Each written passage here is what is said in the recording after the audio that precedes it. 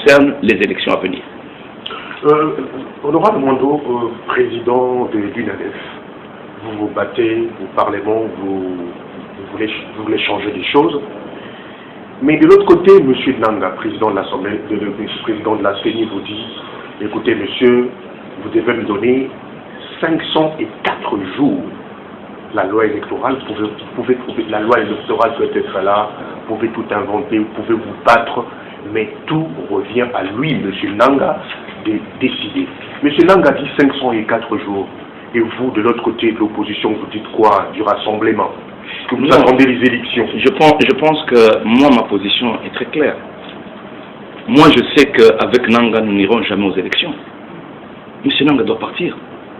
Il doit partir. Et au 31 décembre, Kabila et Nanga doivent quitter le pouvoir. Doivent partir. Parce qu'il est clair aujourd'hui que Nanga et Kabila n'ont jamais eu l'intention, aucune fois, d'organiser des élections dans ce pays. Ils nous font tourner en rond. Ils nous tournent en bourrique. Pourquoi? Je crois M. Nanga veut faire comme si c'est la toute première fois qu'on va organiser des élections dans ce pays et que lui vient de créer la CENI. Cette CENI, on dirait qu'elle n'a jamais existé. Et c'est Nanga qui vient de la créer.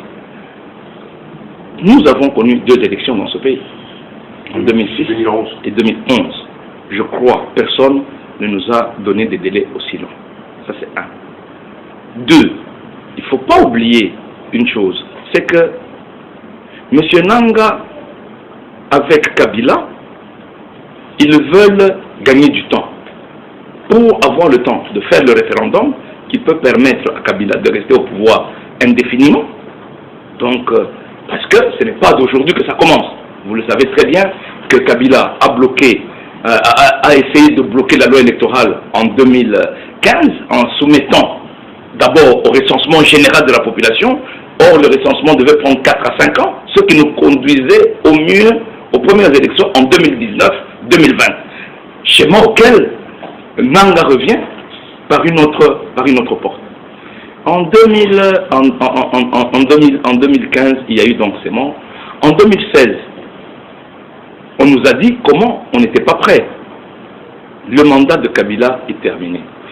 Si pendant votre mandat, vous n'avez pas eu l'occasion ou l'envie de préparer les élections pour votre population, pensez-vous que c'est après votre mandat que vous allez le faire?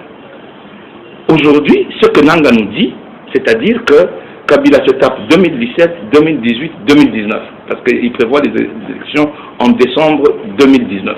Ça veut dire qu'il aura fait 3 ans gratuits.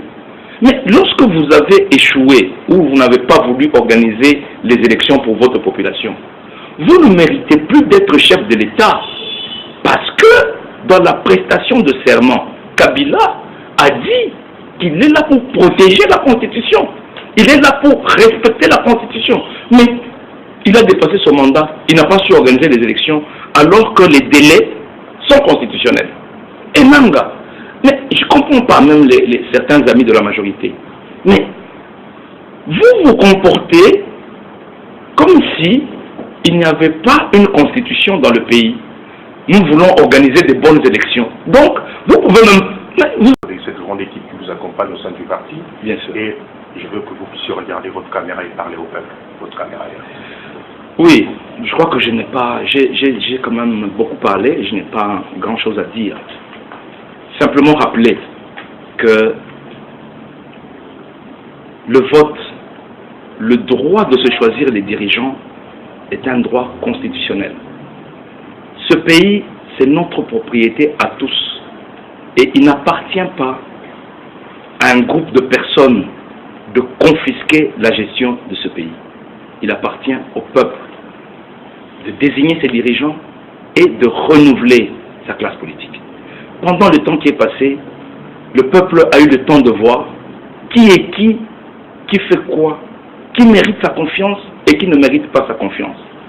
S'il y a des gens qui ont peur des élections, c'est parce qu'ils savent que le peuple les connaît. Et il est temps que le peuple s'élève pour exiger son droit constitutionnel de choisir ses dirigeants.